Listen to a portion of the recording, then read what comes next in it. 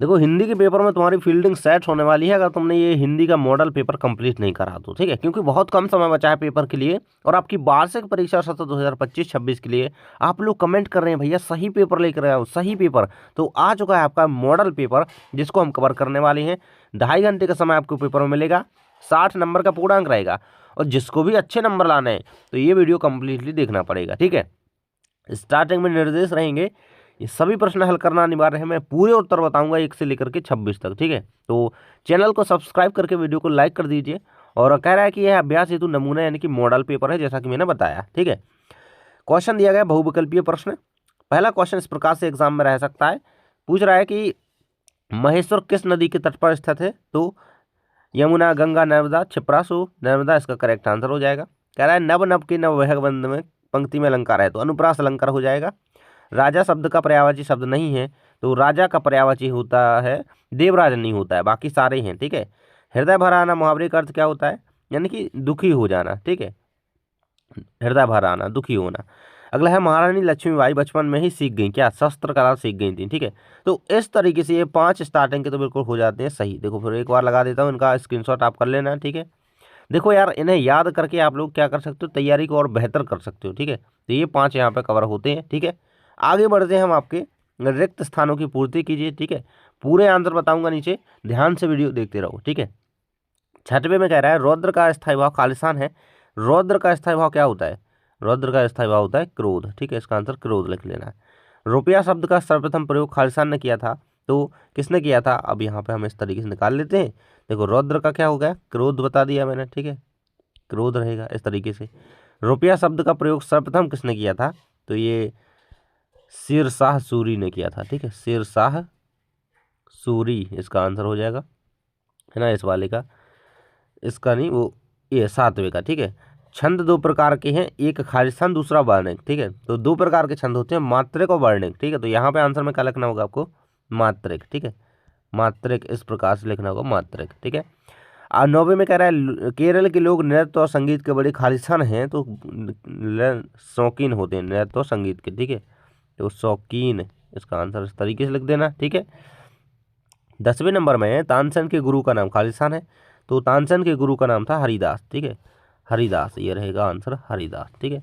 अब देखो इनके आंसर नीचे, सारों के आंसर नीचे लिखे हुए दिखा दूंगा, वहां से स्क्रीनशॉट देख लेना, ठीक है। देखो अगले क्वेश्चन में आ जाते हैं आपके 2-2 नंबर वाले प्रश्न।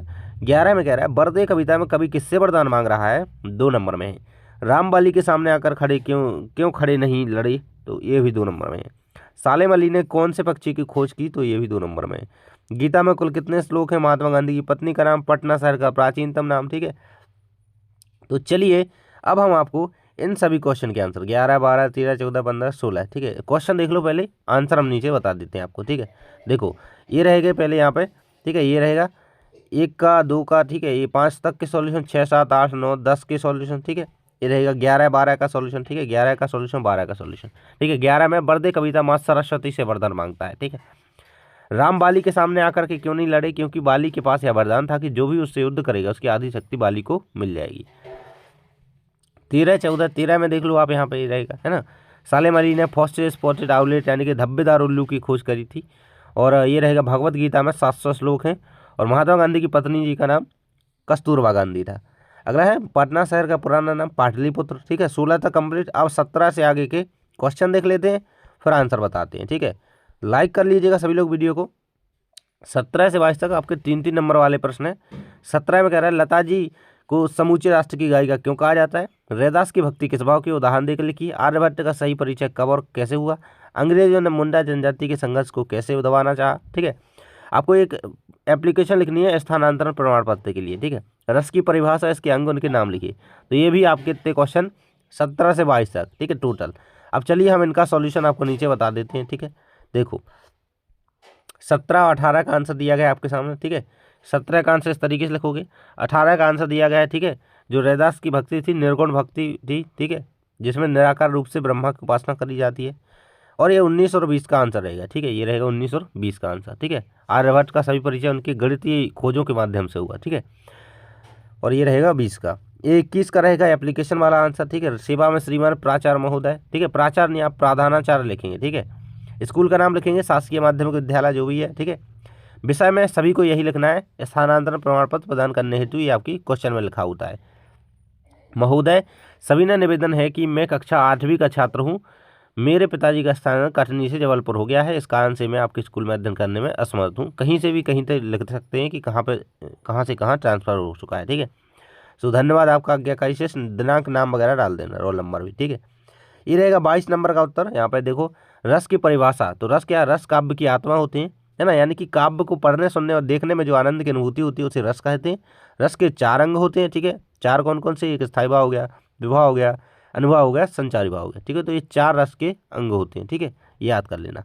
अब 23 के आगे के आंसर देखें, उससे पहले प्रश्न बता देता हूँ। ठीक है, देखो 23 में कह रहा है, 5-5 नंबर वाले प्रश्न है। 23 में कह रहा है, पद्यांश की संदर्भ प्रसंग व्याख्या कीजिए। भाई इसको अच्छी तरीके से पढ़ना है, पर व्याख्या करनी है। ठीक है, अब देख लेते हैं 24 में क्या कह रहा है, प्राण जाए पर वृक्ष न जाए। इसका मुख्य संदेश अपने शब्दों में रखना है।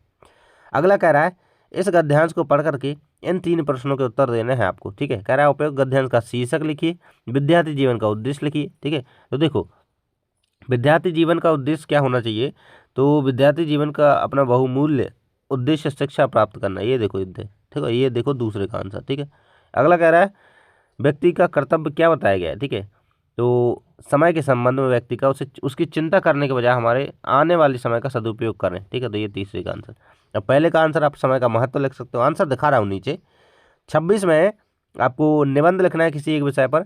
मेरी प्रिय पुस्तक, मेरा विद्यालय, कोई महापुरुष। ठीक है, तो चलिए हम 23 से, है ना, 23, 24, 25, 26 सबका आंसर दिखा देते हैं आपको। ये रहेगा यहाँ पर 23 का आंसर। ठीक है, संदर्भ, ये प्रसंग या व्याख्या लग दोगे इसकी। ठीक है, ये लिख दोगे क्या बताया गया उसमें, पूरा कंप्लीट। ये रहेगा 24 का आंसर। ठीक है, इन क्वेश्चन को पढ़ो एक बार, इनसे रिवीजन हो सकता है। ठीक है, ये रहेगा, प्राण जाए पर वृक्ष न जाए। इसका मुख्य संदेश है पर्यावरण की रक्षा की जानी चाहिए, जो कि बहुत महत्वपूर्ण है। ठीक है, ये पूरा कंप्लीट कर लेना। 25 का आंसर देखो, उसका शीर्षक इन 3 में से एक कोई लिख देना। ठीक है, एक कोई लिख देना, समय का महत्व लिख देना, या सदुपयोग या अमूल्य समय। ठीक है, खा का आंसर रहेगा, विद्यार्थी जीवन का उद्देश्य शिक्षा प्राप्त करना, जो कि वही बता दिया था। ठीक है, समय की चिंता करने के बजाय वर्तमान समय का सदुपयोग करना, ये तीसरे यानी कि ग का आंसर हो जाएगा। ठीक है, अब आ जाता है 26, जिसमें मैंने विद्यालय पर 10 वाक्य लिखे थे, विद्यालय पर निबंध। इस तरीके से ये कर सकते हो आप लोग। ठीक है, और इतने क्वेश्चन आप जल्दी से रेडी कर लो, और बाकी जो पढ़ रखा है उसको अच्छी तरीके से रिवीजन करके जाओ। पेपर के लिए ऑल द बेस्ट, और कमेंट्स में आप बताइए कि आपको अब किस पेपर की तैयारी करनी है। ठीक है, अपने दोस्त को वीडियो भेज दो। Thanks for watching.